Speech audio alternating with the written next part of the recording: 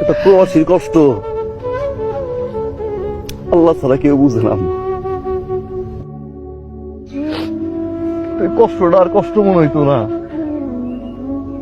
যখন ভাবতাম আমার পরিবার সবাই সুখে আছে, আমার মা সুখে আছে, আমার বাপ সুখে আছে, আমার ভাই সুখে আছে, তখন একটা শান্তি লাগতো। সব ভুলে যাইতাম আর খালি দিন গুনতাম কবে বাড়ি যাও, সবাই এক লগে দেখবো, সবাই অনেক সুখী। তো মা বাড়িতে আসার পরে যেটা বুঝলাম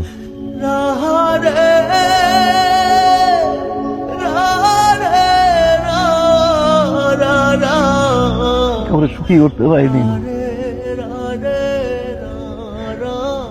আমি সবার প্রয়োজন মেটাইতে পারি নাই।